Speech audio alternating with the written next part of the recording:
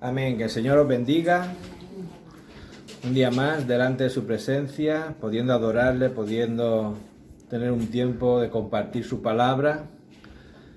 Y hoy quiero invitarte que vayamos al libro de Daniel capítulo 1. Vamos a arrancar desde ahí. Daniel capítulo 1. En este tiempo de compartir la palabra del Señor. Daniel 1, versos 1 y 2. Cuando lo tengan digan amén. Ya llegué. Daniel capítulo 1, 1 y 2 dice: En el año tercero del reinado de Joacim, rey de Judá, vino Nabucodonosor, rey de Babilonia, a Jerusalén y la sitió. Y el Señor entregó en sus manos a Joacim, rey de Judá, y parte de los utensilios de la casa de Dios, y los trajo a tierra de Sinar, a la casa de su Dios, y colocó los utensilios en la casa del tesoro de su Dios. Amén. Le damos las gracias al Señor una vez más por este tiempo, por la palabra. Y le pedimos que sea este tiempo un tiempo de bendición, un tiempo de puertas abiertas a nuestros pensamientos, donde podamos entender algo nuevo de su palabra. Sabemos que cada vez Dios nos habla de maneras diferentes y la Escritura es tan llena y sabia de formas y procedimientos que aunque lo leamos 1000 veces el mismo verso, siempre va a haber algo diferente donde poder prestarle atención y donde Dios puede mostrarse. Amén. Amén. Que sea su palabra, que sea su pensamiento, el que entre hoy en nosotros y nos ayude. Se lo pedimos todo en el nombre de Jesús. Estos dos versos son dos versos en los cuales yo me quiero centrar, por lo que durante estos días atrás me está llegando al pensamiento. Y en estos dos versos hay dos palabras claves, por lo menos para mí son interesantes. Dice el verso 1, en el verso 1 se encuentra la palabra sitió. En el año tercero del reinado de Joacim, rey de Judá, vino Nabucodonosor, rey de Babilonia, a Jerusalén y la sitió. Y a mí me ha causado interés esa palabra, sitió. Viene de sitiar y dice que es poner cerco a un lugar para lograr su rendición. Otra vez, sitiar es poner cerco a un lugar para lograr su rendición. Sitiar es sinónimo de asediar, es sinónimo de cercar, de estrechar, de aislar, de bloquear. Entonces dice que el rey Nabucodonosor llegó y sitió la ciudad de Jerusalén. Dice el verso 2, y el Señor entregó en sus manos a Joacim, rey de Judá. Y esto también me ha llamado la atención. Fue Dios quien entregó en las manos de Nabucodonosor al rey de Judá, a Joacim. El Señor entregó.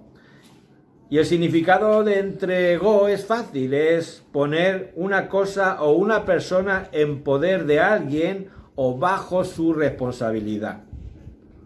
O sea, Dios cogió y en esa acción cogió al rey Joacim, rey de Judá, y lo puso en manos de Nabucodonosor. O sea, lo puso bajo responsabilidad de él, lo puso,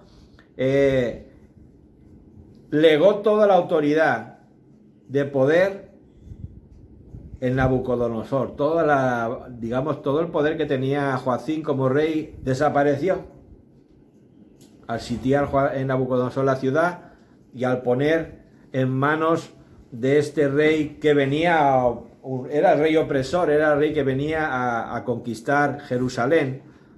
Se lo dio, como solemos decir nosotros, se lo puso en bandeja. Es interesante. Cuando tú unes estos dos versos, hay algo interesante. Y es que Dios estaba en el asunto. Muchas veces no nos damos cuenta o pensamos que son ataques por parte del enemigo cuando vienen cosas a nuestras vidas, y todo lo relacionamos con que es el enemigo, es Satanás quien viene buscando bronca con mi vida porque yo soy cristiano, porque yo soy un hijo de Dios, porque yo busco a Dios. Pero aquí nos damos cuenta de algo interesante. y es que Dios estaba en medio de la situación, Dios estaba en el control de lo que estaba sucediendo. Y todo tiene una causa, todo tiene un porqué. Muchas veces no nos damos cuenta y cuando tú lees capítulo 1 de Daniel 1 y 2, la impresión que te da es que es una acción-reacción. Dios decide esto, envía a Nabucodonosor, de alguna manera este hombre entiende que tiene que conquistar Jerusalén y de golpe y porrazo encuentras que aparentemente Jerusalén está sitiada y conquistada y el rey que en aquel entonces reinaba en Judá, Joacim, es cogido preso. Y esa es la impresión que te dan los dos primeros versos. Pero cuando tú empiezas a buscar en el trasfondo, en el interior de la historia, te tienes que ir a otras citas bíblicas en otros lugares de la Biblia donde te explican qué era lo que estaba sucediendo. Y esto no fue de un día para otro. Fue un lugar de sitio, fue un lugar de cerco. Jerusalén fue cercada durante 3 años. Aquí aparentemente parece como que todo fue en un abrir y cerrar de ojos, pero no es así. Muchas veces nos encontramos en que uno tiene que buscar en la palabra, introducirse, meterse, indagar en ella para darte cuenta de qué era lo que realmente sucedía. Y aquí nos damos cuenta que fue una situación de cerco de 3 años. Y esto a mí me ha tocado mucho, me ha hecho pensar. Este asedio de 3 años, esto se encuentra en Segunda de Reyes capítulo 24. Habla del asedio donde fue sometido Jerusalén, la región de Judá, aquella zona, y donde este rey entró en esclavitud por causa que ya estaba escrita. En todo caso también por causa de la manera en que él se comportaba delante de Dios. Dice que el rey Joacim fue un rey que siguió los pasos de su padre y su padre no hizo nada bueno delante de Dios. Y entonces él tenía ese hábito, esa forma de vida que su padre le había enseñado y él no dejó de ser diferente a las costumbres de su padre. Siguió haciendo lo malo delante de Dios. Tú vas a la Escritura, buscas y te das cuenta de que fue uno de esos reyes que gobernaron haciendo lo malo delante del Señor. Y Dios tiene una cosa bien clara: el pecado no congenia con él. O sea, las cosas que están mal hechas, Dios tarde o temprano las vuelve y las encamina hacia lo bueno. Entonces, Dios tenía previsto de que esto sucediera. Por eso dice la Escritura que Dios entregó en las manos del rey opresor a este rey desobediente, por decirlo de alguna manera. Tenían que cambiar las cosas. Y fue un cambio que, digamos, tuvieron que pasar años, no solamente 3 años de asedio, sino que sabemos que cuando llega un momento que durante esos 3 años, mira que es tiempo para reflexionar, pero este rey no se vino a razones con los pensamientos que Dios tenía para con él. ¿Y qué es lo que pasa? Que dice que él se rebeló contra Nabucodonosor, dice la Escritura.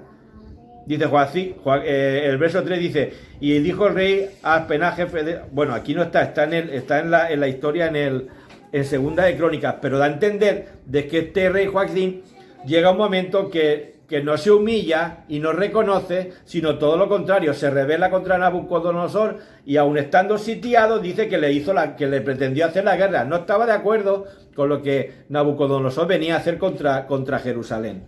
¿Y qué es lo que pasa? Que dice que Dios suscitó a todo el ejército de Nabucodonosor y lo metió a hacer guerra contra el rey de Judá. Y entonces cuando lo meten en esclavitud y son deportados a Babilonia, toda la gente importante de ese reinado, de ese tiempo donde Judá estaba siendo oprimido, todos los importantes fueron llevados a presidio a Babilonia.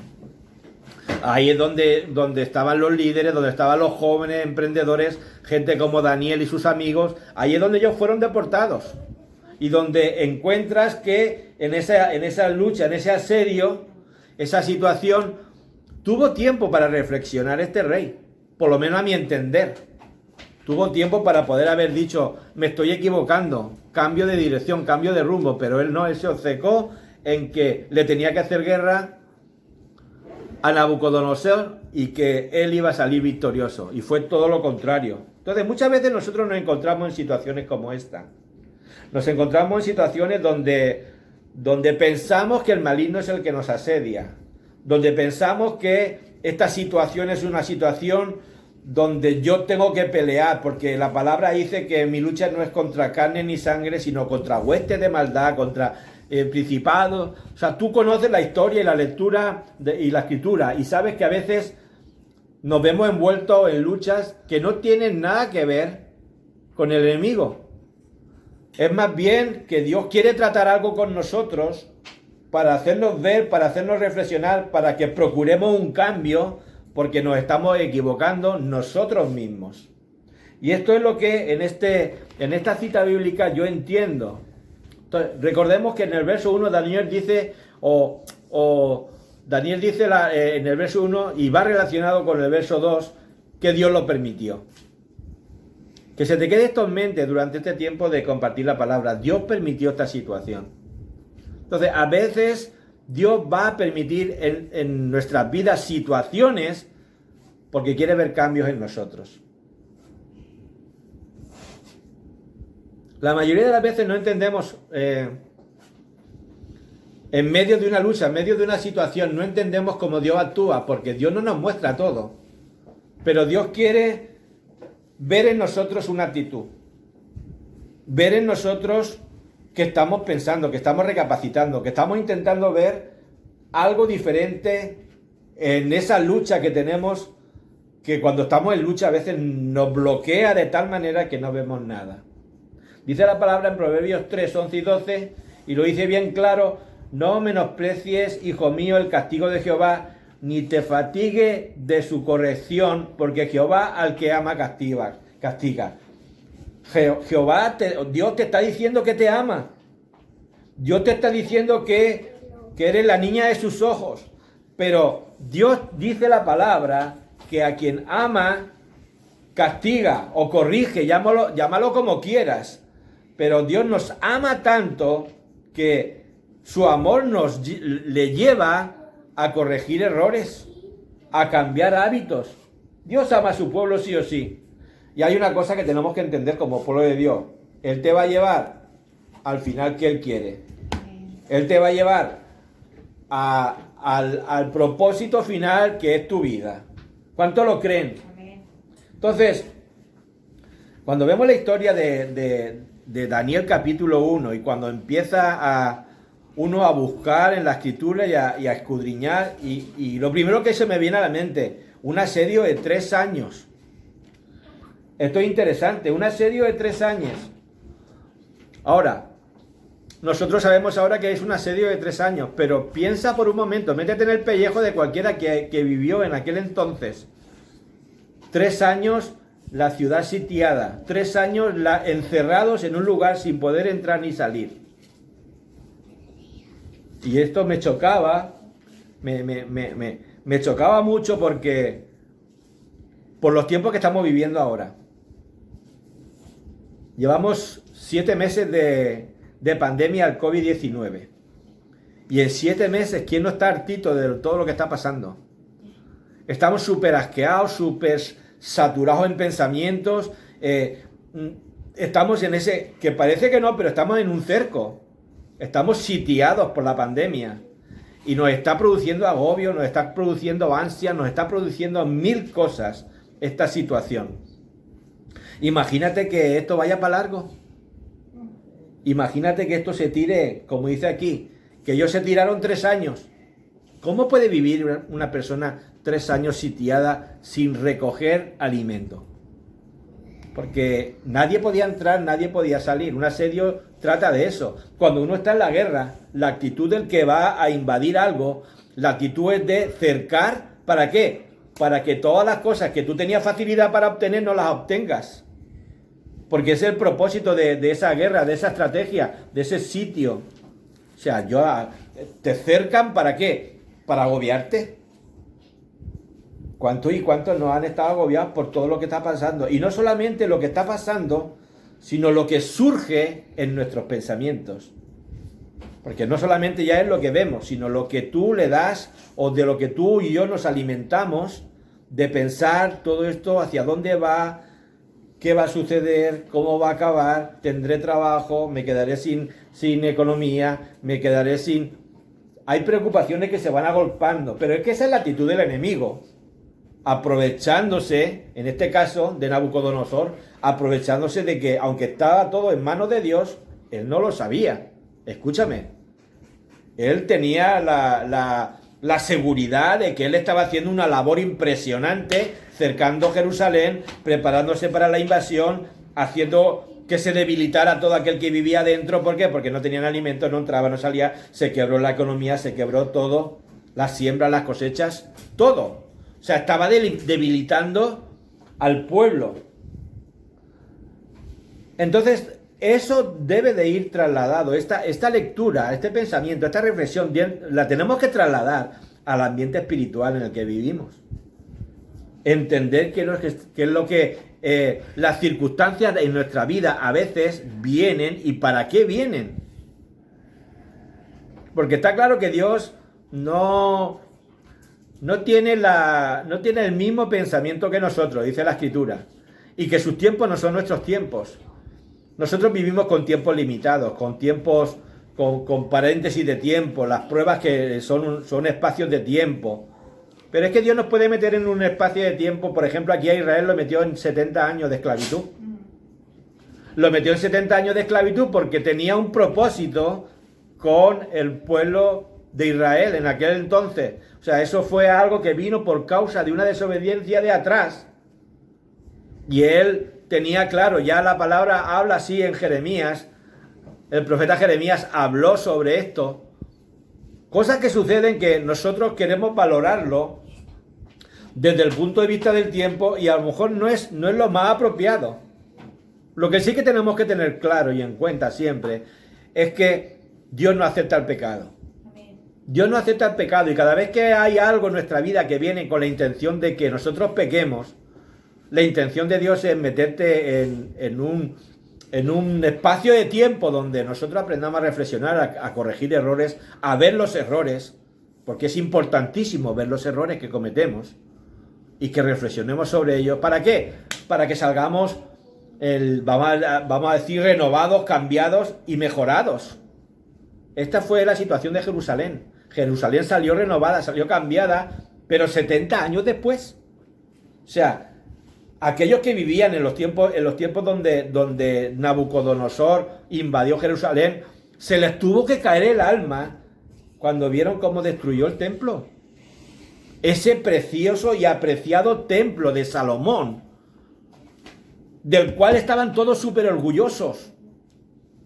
¿En qué cabeza cabía que ese templo iba a ser alguna vez destruido? Nadie pensaba que Dios iba a permitir que el templo fuera destruido. Escúchame, porque es la casa de Dios, es lo que ellos dedicaron a Dios, es el templo de Jehová, donde se hacían las ceremonias, donde se hacían las celebraciones, donde se hacían los sacrificios, donde todo un pueblo se desenvolvía, hacía vida alrededor de ese templo. Ahora, ¿qué clase de vida hacían? ¿Qué clase de costumbres tenían? A Dios no le agradaría al 100% cuando Él se permitió el que fuera destruido. Como diciendo, esto tiene que cambiar, todo este pecado que os habéis acostumbrado a cometer alrededor del templo y luego dándose unos golpes de pecho de que todo está bien, esto tiene que cambiar. Ya mismo Jesús dijo a los fariseos y a los judíos de aquel entonces, del tiempo de Jesús, destruir este templo y en 3 días, ¿yo qué? Yo lo volveré a levantar, como diciendo, no me vale para nada la piedra, lo que quiero es el corazón. Y Jesús y Dios, lo que siempre han buscado del hombre, de aquellos que decimos, le seguimos y le amamos, es el corazón. Es que nosotros tengamos un corazón de carne, no de piedra. Un corazón de carne. Entonces vemos lo interesante. El pecado no es aceptado por Dios. Entonces, si Dios quiere cambiar costumbres en nosotros, Él va a diseñar un plan. Él va a diseñar un plan. Él va a sitiar tu vida. Y esto a veces no nos gusta. No nos gusta de sentirnos agobiados. De sentirnos afligidos. De sentir que hay algo ahí que nos está rondando, como dice la palabra, como el león rugiente. Cuando el diablo viene como el león rugiente en busca de quién devorar, es porque Dios le ha permitido que esto suceda. Porque Dios está en mano, la mano de Dios está en todo. Y si Dios no quiere que te suceda nada, no te va a suceder. De hecho, esa es nuestra confianza. Pero que Dios va a ponernos en situaciones donde nosotros tenemos que cambiar algo, ya te digo yo que sí.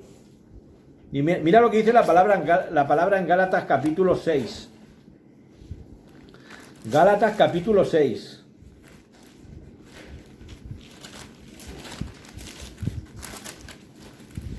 Dice la palabra Gálatas 6, 4 al 7. Así que cada uno someta a prueba su propia obra.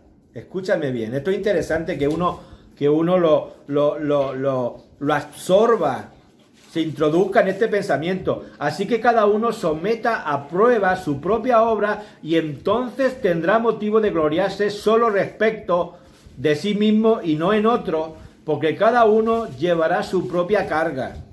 Dice, el que es enseñado en la palabra, hágase partícipe en toda cosa buena al que lo instruye. No os engañéis, verso 7, interesante. No os engañéis, Dios no puede ser burlado, pues todo lo que el hombre sembrare, eso también segará. O sea, no pretendamos hacer una obra delante de Dios y que dé un fruto diferente. Va a dar el fruto por el cual tú hablas, por el cual tú dices y por el cual tú te desenvuelves. Entonces, mira, te voy a decir algo. Es muy fácil aconsejar. Es súper fácil. Todo el mundo va a venir a aconsejarte a tu vida. Todo el mundo va a venir o va a pretender traerte qué es lo mejor para tu vida. Cómo va a ser, cómo puedes hacer que tu vida sea más feliz. Cómo puedes alcanzar éxito. Cómo puedes tener dinero. Cómo puedes mejorar tu futuro. Todo el mundo viene diciéndote lo mismo. Yo no sé si a veces en conversaciones no ves esa intención de la sociedad. La sociedad está empeñada en decirte cómo tú tienes que vivir como cristiano. Por supuesto no está enseñándote en base a lo que dice la palabra de Dios. O sea, porque la cultura de este mundo no es la cultura de Dios. Jesús dijo, yo no soy de este mundo. Y si nosotros somos seguidores de Jesucristo, tenemos que entender que no somos de este mundo. Ahora, ¿cómo eso tú lo dejas asentado, posicionado en tu mente, al punto que lo practiques? Porque ya te digo, es fácil que vengan a aconsejar, igual que nosotros a veces en nuestra facilidad aconsejamos a otros. Pero en mi facilidad de aconsejar a otros, ¿cómo estoy actuando yo? Porque si yo no hago ver que soy diferente a lo que el curso de la sociedad, de la cultura de este mundo, me está intentando inculcar, no soy mejor que nadie. Mira lo que dice 1 de Pedro 4. Puesto que Cristo ha padecido por nosotros en la carne, nosotros también nosotros, también armaos del mismo pensamiento, pues quien ha padecido en la carne terminó con el pecado. ¿Qué te está diciendo esto? Hay una cultura que te quiere enseñar a vivir, pero nosotros tenemos que aprender a vivir en la cultura de Cristo. Y dice la palabra que Cristo padeció por causa de quién era y a qué venía. Puesto que Cristo ha padecido por nosotros en la carne, o sea, ¿qué es lo que hizo? Metió la cultura de reino, metió el pensamiento de Dios en medio de una sociedad que no quería vivir, como dice la palabra de Dios. Entonces, Él padeció por causa de cambiar el sistema o la cultura de este mundo y hacernos ver que hay otra forma, otro estilo de vida donde Dios sí que acepta, donde para Dios es agradable. Y Él tuvo que padecer por causa de mostrarle a la sociedad cómo Dios quiere que vivamos. Amén.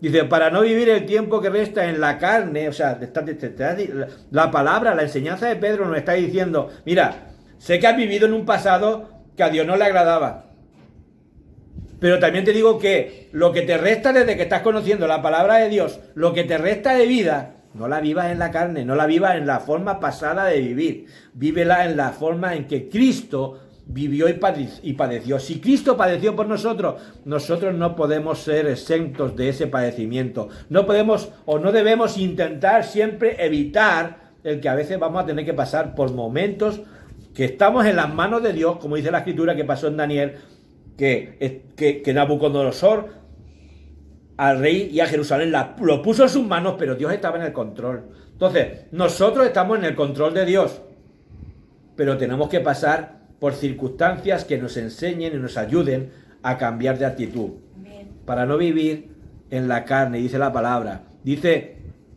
el verso 3, baste ya el tiempo pasado para haber hecho lo que agradaba o lo que agrada a los gentiles, andando en lascivias, concupiscencias, embriagueces, orgías, disipación y abominables idolatrías. O sea, ahí te pone una serie de ejemplos, vamos a decir así, en lo que la sociedad hoy día se mueve y el ambiente que hay hoy día en la sociedad.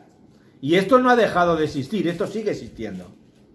Y ahí nos encontramos nosotros como creyentes en medio de una sociedad que lo que te quiere enseñar, que lo que te quiere transmitir son cosas, la mayoría, que van en contra de Dios, en contra de su voluntad. A estos les parece cosa extraña, y hablando de aquello, porque cuando tú te presentas, cuando tú vas a hablarle a la gente, o cuando tu carta o tu forma de identificarte es hablando o haciendo ver a la gente que eres cristiano, dice que a esto les parece cosa extraña, verso 4, que vosotros no corráis con ellos en el mismo desenfreno de disolución y os ultrajan. O sea, esa es la respuesta de la sociedad contra nosotros. O sea, en el momento que tú te presentas como creyente, que tú te presentas como uno que busca santidad, que cuando tú te presentas como uno que está a favor del matrimonio, cuando uno está a favor de que la gente se junten hombres y mujeres en santo matrimonio, como dice la Escritura. Entonces, ¿qué es lo que pasa? La palabra esta se desata, y es verdad. Dicen, ellos piensan que nosotros somos los equivocados, piensan, dice la palabra, y se molestan que nosotros seamos así.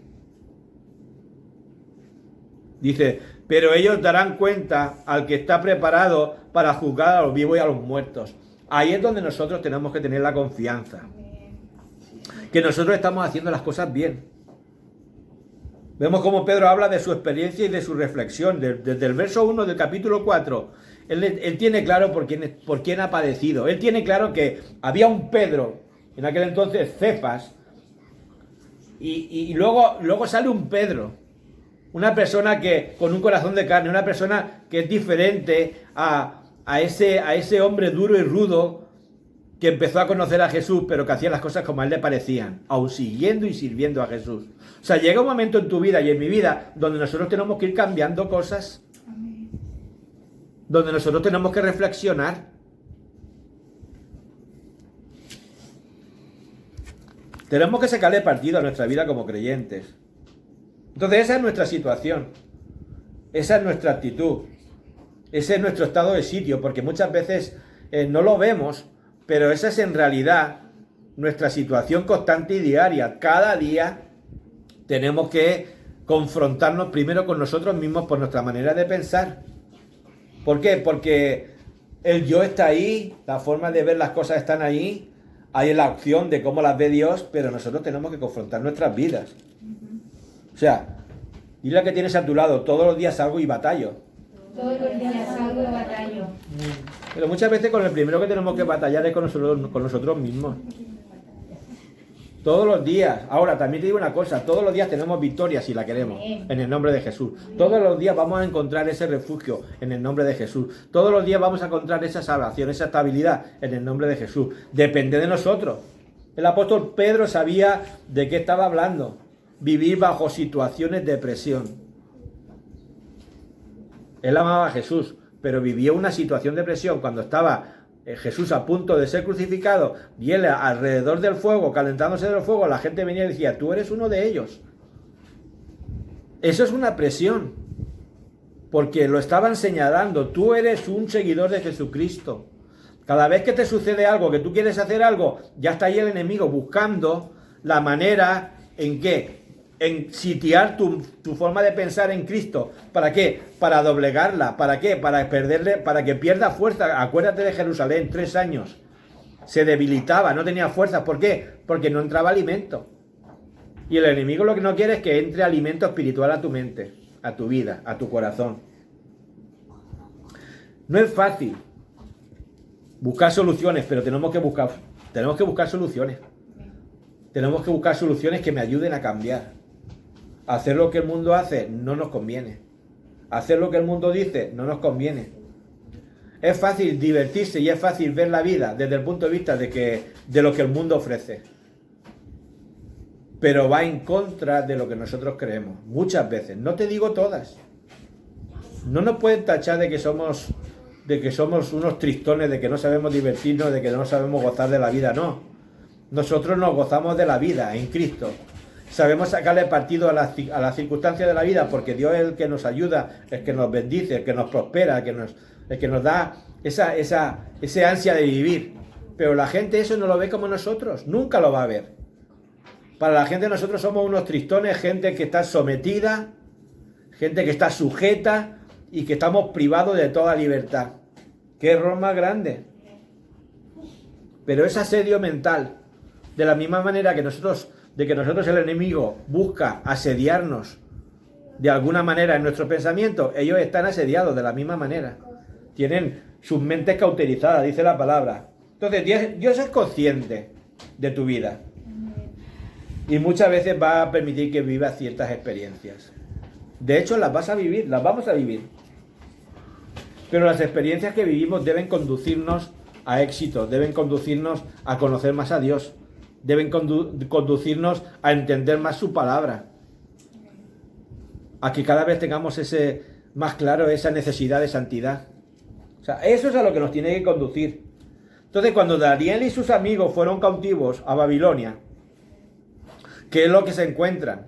Se encuentran que salen de un asedio de 3 años, allí en la ciudad de Jerusalén, pero entran al palacio del rey de Babilonia, de Nabucodonosor, y se encuentran con otro asedio de otros 3 años.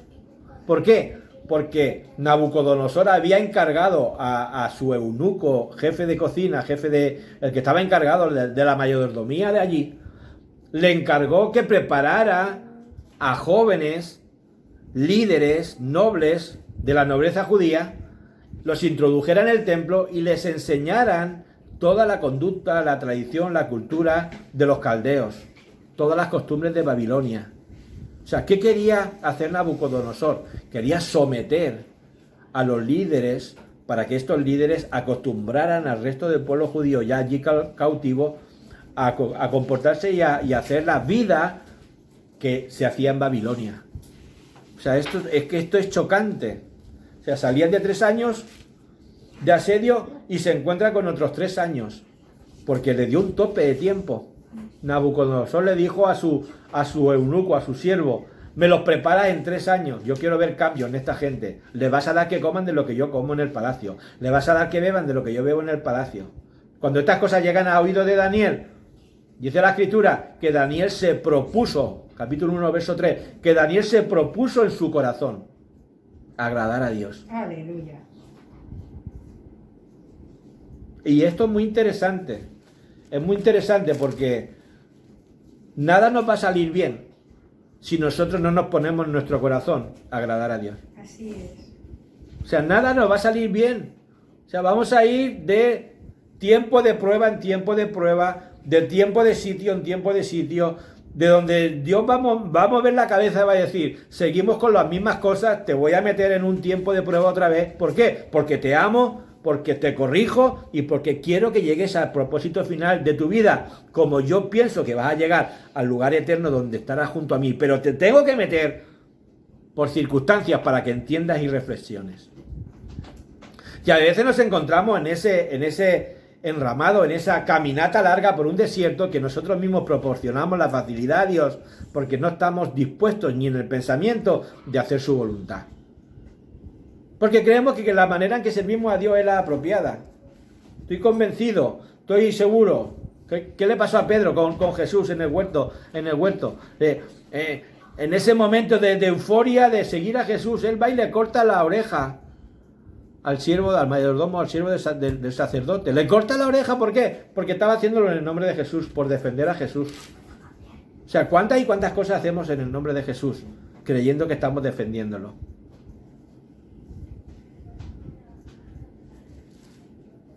Tenemos que ser sabios, entender qué es lo que dice la palabra.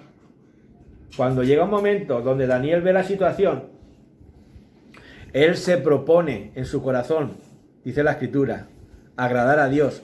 Y mete al eunuco, mete al siervo de Nabucodonosor, lo mete en un reto de 10 días.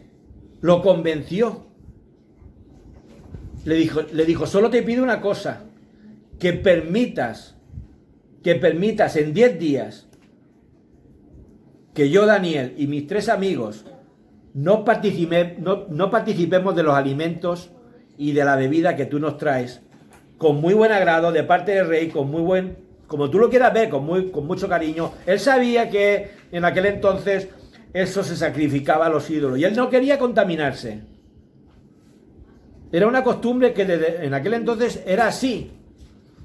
Y él le propone a este hombre, al mayordomo, solamente te digo que me des judías, que me des alubias y agua, legumbres y agua. 10 días. Y él le dice, y si en 10 días, escúchame bien porque esto es interesante, porque quiero que lo traslademos al ámbito espiritual. Él le dijo, si en 10 días no ves un cambio, no ves un resultado beneficioso, favorable con respecto a nuestros rostros, con respecto a los demás, entonces actuaremos como tú nos digas. Y dice la palabra que en 10 días este hombre vio el cambio, vio la diferencia, vio que estaban como más lustrosos, como más resplandecientes, como más, digamos, despejados.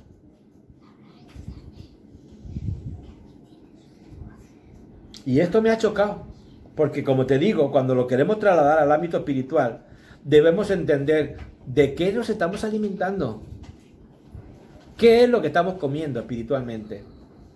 ¿Nos está ayudando? Porque recuerda una cosa, si no estamos saludables espiritualmente, cuanto menos físicamente, porque lo espiritual repercute en lo físico.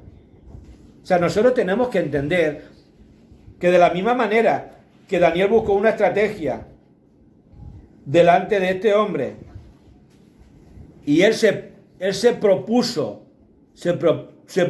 protegerse desde dentro hacia afuera, nosotros tenemos que hacer lo mismo.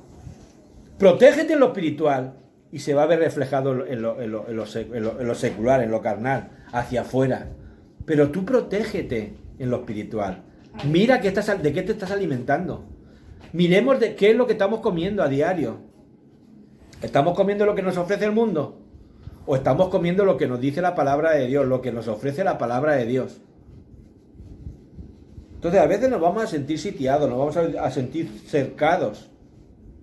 Pero es un cerco espiritual. Es un cerco del cual yo me debo proteger. Sobre todo desde mi corazón. Entonces Dios pretende enseñarme algo. Díselo al que tiene a tu lado. Dios te quiere enseñar algo. Dios te quiere enseñar algo. Entonces, hazte esta pregunta. ¿Qué voy a hacer?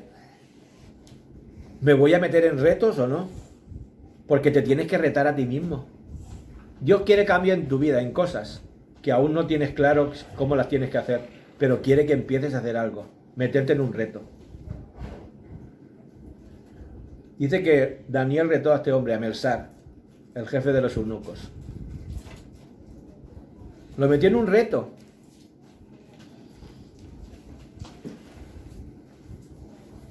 Entonces, esta es la reflexión una de las que en esta mañana se me venía a la mente.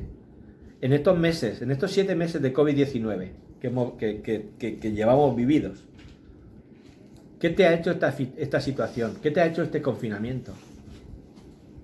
Este estado de sitio. ¿Qué es lo que ha hecho contigo? ¿Ves más a Dios en tu vida? ¿Te has vuelto más miedoso? ¿Has conocido más gente? ¿O te has escondido más? Es que es interesante, porque partiendo de la base de que Dios tiene el control de todas las cosas en sus manos, ¿acaso pensamos que Dios no tiene el control del COVID-19, de la pandemia, de lo que nos está sucediendo? Igual que tiene el control de la economía mundial, igual que tiene el control de todo lo que está surgiendo, el temor de que nos invada la cultura del Islam. ¿Quién no tiene esos pensamientos en mente? Y ahí está el pensamiento, ahí está la cultura, y te lo están restregando por la cara. diciéndote que, por ejemplo, casos como en España, que España es musulmana, que España va a ser invadida. ¿Por qué? Porque el cristianismo se la robó. O sea, siempre va a haber una lucha, siempre van a haber contiendas, siempre van a haber situaciones, y nosotros, ¿qué estamos sacando de provecho de estas situaciones de cerco, de estas situaciones de encerrona? ¿Estamos viendo más a Dios o lo estamos viendo menos? ¿Estoy viendo más a Dios en mi vida? ¿Me está haciendo más fuerte lo que está sucediendo? ¿O me está haciendo dudar más de Dios y tener más miedo y estar más desgastado y contar menos con Él y tener más dudas? ¿Qué es lo que está haciendo estas cosas en nuestra vida? El título que le he puesto a este pensamiento es Soltando lastre. Porque verdaderamente tenemos que soltar lastre de forma de pensar, de maneras de actuar. Cuando tú vas al diccionario a ver el significado de lastre, dice que lastre va relacionado con lo de mala calidad. Lastre era una piedra pesada que la usaban para dos cosas en concreto, para el resto no valía. Y también va relacionado con lastre, con lo que entorpece o con lo que detiene algo.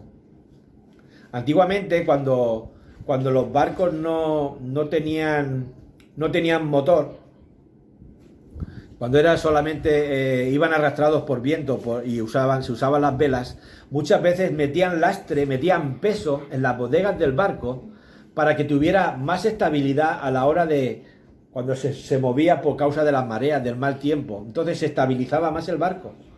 O sea, y el lastre hacía eso cuando el mar estaba turbulento. Y cuando tú vas a la historia de Jonás, tú te encuentras que esta enseñanza habla sobre el lastre. Habla sobre la sobrecarga. Dice la Escritura en Jonás,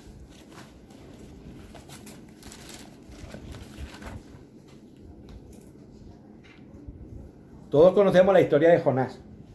La historia de Jonás parte de la base de que él, como profeta, Dios le habla unas cosas y él toma la decisión de que eso no es lo que le conviene a Nínive, a donde Dios lo mandaba.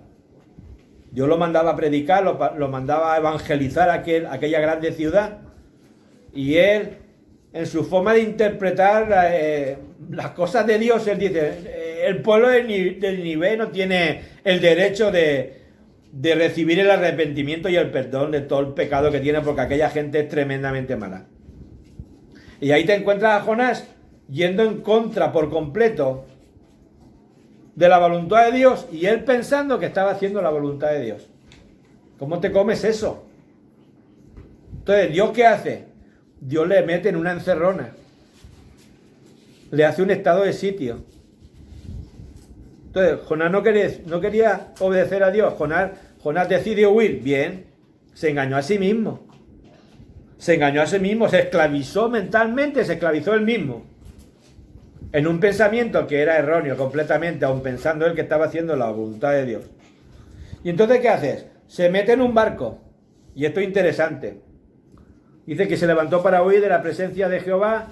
Dice el verso 4, Jonás capítulo 1, verso 4, pero Jehová hizo levantar un gran viento en el mar, y hubo en el mar una tempestad tan grande que se pensó que se partía la nave. O sea, ¿dónde estaba el barco? En las manos de Dios. Igual que pasaba en el libro de Daniel, capítulo 1. O sea, la situación estaba en el control de Dios. Estaba en manos de Dios. Dice que Dios levantó. Dios tenía algo contra los marineros, tenía algo contra Jonás, quería matarlos, no. Pero sí tenía que pasar por una experiencia donde hubieran cambios en la vida de las personas. Y dice la Escritura que él lo mete mete el tiempo en ese mar tan embravecido que dice que el barco parecía que se iba a partir. Y dice el verso 5, y los marineros tuvieron miedo y cada uno clamaba ¿a quién? A sus dioses. Escucha, Dios nunca hace las cosas por hacerlas. Siempre tiene propósitos y siempre van a venir cosas que nosotros no vemos. Por eso no tenemos que tener miedo de experimentar cosas nuevas con Dios. O sea, ahí nadie sabía lo que iba a suceder. Y cada uno tira a sus costumbres. Estos hombres que hicieron, tirar a sus costumbres. ¿Sus costumbres cuál era? Orar a sus dioses. Y dice el verso que estos marineros empezaron a clamar a su Dios y echaron al mar los enseres que había en la nave para descargarla de ellos. ¿Qué hicieron? Empezaron a achicar la nave, a restarle lastre, para que la nave no se hundiera por el peso. Y lo interesante de este verso, verso 5, es que dice que Jonás había bajado al interior de la nave y se había echado a dormir. O sea, Jonás estaba súper tranquilo. O sea, toda la gente muerta de miedo, pero Jonás estaba en el rincón, durmiendo, allí dentro de la nave, en la bodega, durmiendo tranquilamente. Jonás no tenía temor. ¿Sabes por qué no tenía temor, Jonás? Porque él era el lastre. Él era la carga. Él era el por qué se había movido todo. Y él estaba calladito. Entonces, cuando estos hombres, estos marineros, dice la palabra, que ellos empiezan a indagar, que vamos a reflexionar, vamos a pensar qué es lo que hemos hecho cada uno para que los dioses se hayan confabulado para hundir el barco. Y empezaron a indagar, a preguntarse unos a otros, ¿tú qué has hecho? ¿Tú qué no has hecho? Y cuando llegan y le preguntan a Jonás, entonces Jonás declara, porque por lo menos Jonás mentiroso no era. Y él dijo la verdad de la situación. Yo soy hebreo, yo soy tal, yo soy cual, soy profeta de Dios, de Jehová, y me han mandado a hacer esto y no lo estoy haciendo. Entonces llega un momento donde ellos entienden que el problema era Jonás. Y lo interesante de esto es que cuando le preguntan, el mismo Jonás dice, échenme por la borda, porque yo soy el problema. Ahí hay un punto de reflexión. A veces tendremos que reflexionar delante del Señor. Y si somos el problema, si somos el lastre, tendremos que hacer frente a eso y reconocerlo. O sea, tú tienes una identidad en Cristo, nadie te la va a quitar. Pero si Dios te dice en ciertos momentos en tu vida que eres lastre, Él va a hacer que, ¿qué? Él va a hacer que tú te lances a las cosas que no sabes. Que te lances, pero que tengas la confianza de que Él te va a ayudar.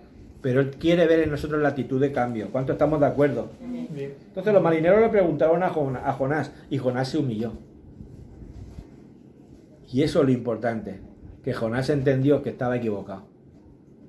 Y él mismo reconoció, y él mismo, yo he hecho esto, yo he propiciado esto, yo pago el precio, échenme por la borda. En el momento que echaron por la borda, automáticamente todo cambió, todo cesó. Pero escucha, cómo Dios hace las cosas soberanamente para que haya un cambio, no solamente en Jonás, sino en el resto del barco. Porque todos empezaron a adorar a Dios y cambiaron su actitud. O sea, Jonás, sin querer, el primer paso de evangelismo que tenía que hacer, de evangelización que tenía que hacer en Nínive y de arrepentimiento, ya en el barco estaba sucediendo.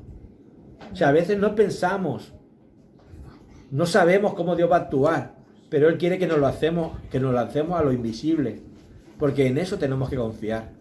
No en lo previsible, no en lo que creemos que va a suceder, sino a veces en las cosas que Dios tiene pendientes con nosotros, pero porque tenemos tanto pensamiento en nuestra mente, no hacemos porque creemos que esto no es voluntad de Dios. A veces es lanzarse, como hizo Pedro. Misma escena, movimientos bruscos del mar, en medio del mar, olas bravas. Jesús caminando sobre las aguas y Pedro en la seguridad de lo que él conocía, la seguridad del barco, aunque veía que el tiempo estaba mal, pero él estaba en la seguridad de lo que él creía en el barco, en lo que él conocía. Ahora, llega un momento que Dios le toca la mente y le dice, si tú eres Dios, si tú eres el Hijo de Dios, si tú eres, haz que camine sobre las aguas. Se metió en un área donde él desconocía, pero si está Dios en medio, ¿qué te puede suceder?